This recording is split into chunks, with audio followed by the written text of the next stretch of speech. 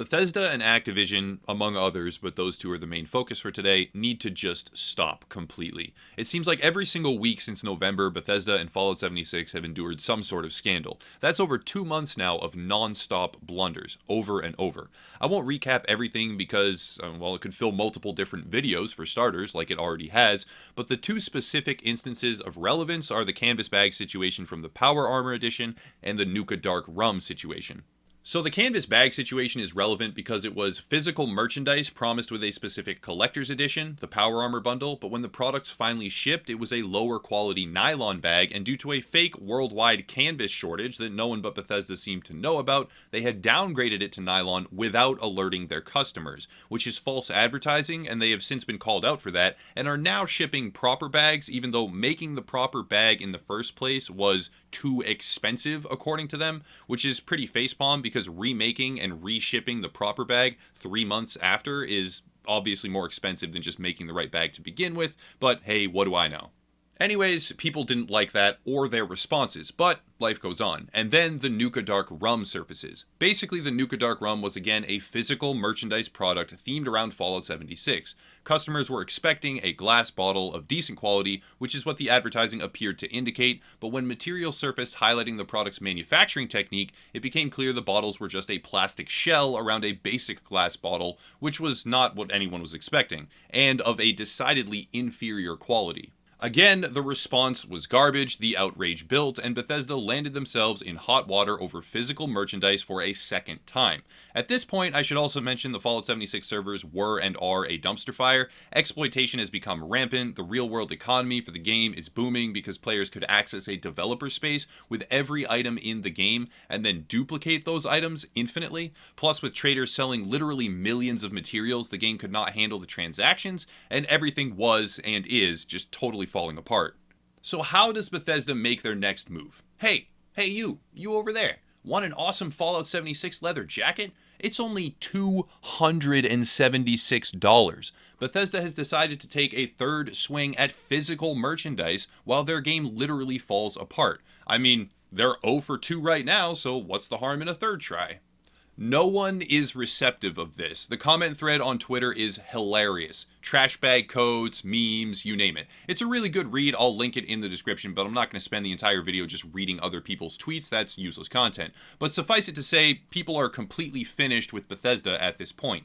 Announcing fancy leather jackets, more physical merchandise, and letting the game itself, which has already had its price slashed multiple different times because it isn't selling, remain in a state of disrepair and chaos. Bethesda has just completely lost their minds. If you were to draw a graph of Bethesda's public image over time, I feel like it would go something like this, right? So good, good, pretty good, really good, and then more recently, not so amazing, but I mean, at least like kind of level, maybe down slightly or whatever. Fallout 4 wasn't received all that well. But then you get to Fallout 76 and it's just catastrophe. And they didn't pull out of it either, like you may expect. They didn't come up here, oh no, no, no, no. They just keep going straight down. Bethesda has got to stop producing gimmicks and novelty items around a travesty of a game that has hardly gotten better at all, at least not without further issues surfacing, for a full 2 months after launch. Here's what I speculate. Again, speculate. It seems to me like they have executed the Fallout franchise, almost on purpose. Their next major games are Starfield and Elder Scrolls 6. That's years and years of development. We aren't seeing Fallout circle around again till mid-2020 or later at the earliest, unless they have some crazy secret project up their sleeve, which is highly unlikely.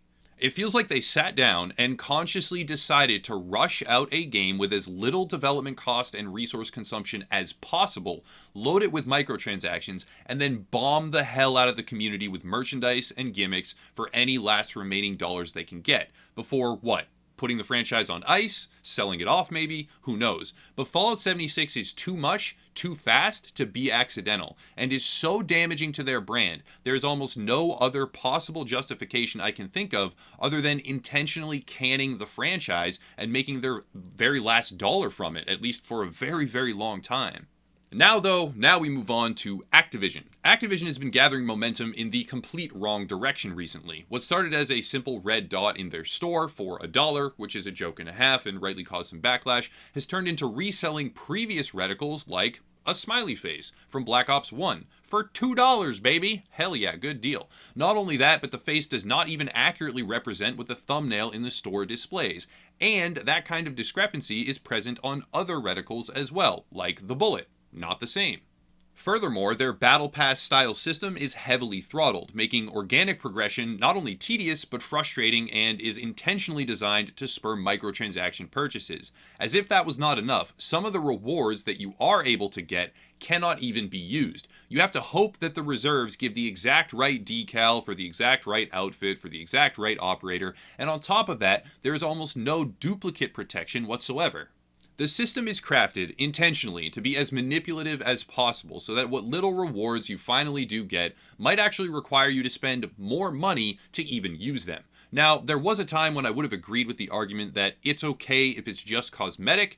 Indeed, cosmetic microtransactions have been done properly in other games, most notably, in my mind, Path of Exile, where you can look pretty damn cool if you want to, and the cosmetics are, well, I guess they're really pricey, but the game is free, and they really are not made to be manipulative. They are there to fund huge content drops which keep coming reliably and without fail. That's not how Activision does it. The game is $60, the season pass is another $50, and they are either selling cosmetics that are as lazy as they could possibly be, i.e. a red dot, or they are selling inaccurate, slightly less lazy products from previous games, i.e. smiley face reticle, or, worst of all, rewarding players with things they can't even use and tapping into every dirty trick in the book in order to spur further purchases of their lazy, greedy microtransactions. Cosmetic only? No longer a defense. Activision lost the Destiny franchise not very long ago and very pointedly told investors they would be seeking new avenues of monetization right before that happened. Most players assumed they meant within Destiny 2, which raised some red flags, rightly so. But that obviously won't be the case. Instead, what do they really have? They have Call of Duty.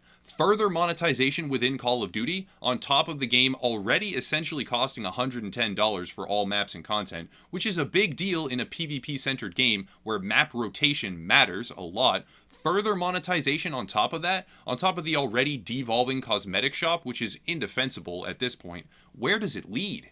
Call of Duty already stripped out its single-player campaign portion to focus even more heavily on multiplayer. They now have a battle royale as well, yes, but Blackout, as decent as it is, will not be enough to single-handedly rekindle the Call of Duty brand.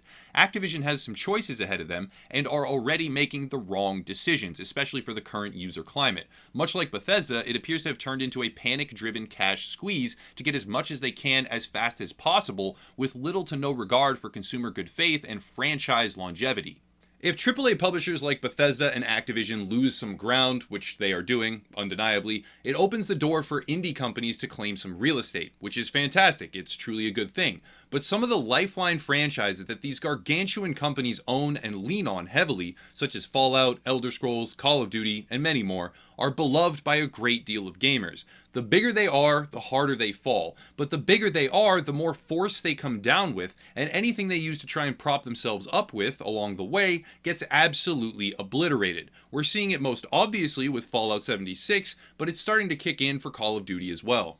I predict it will get a lot worse before it gets better, to an extreme. Not only will monetization practices continue to devolve, but AAA releases will consolidate and become fewer and fewer over coming months and even a couple of years. A dry spell is coming where alternative titles will have every opportunity, but we as gamers will also need to seek them out, because they're not going to have these multi-million-dollar marketing budgets. We are going to have to go find indie games and support them, especially if they show promise. That's about it though, not really much more to say. It's going to be next level hilarious if the leather jacket is pleather or something when it finally does ship, but I guess I'll feel bad for the diehard fans that ordered it, sorta. Though, as the saying goes, fool me once with a canvas bag, shame on you. Fool me twice with Nuka Dark Rum, shame on me. But fool me 3 times with a leather jacket, well, I guess we're not quite there yet, but it seems like they are really going for the strikeout with the physical merchandise. Holy hell. Anyways, I'll wrap it up there. Hey, follow the Twitter, by the way. It's not particularly witty or funny or useful.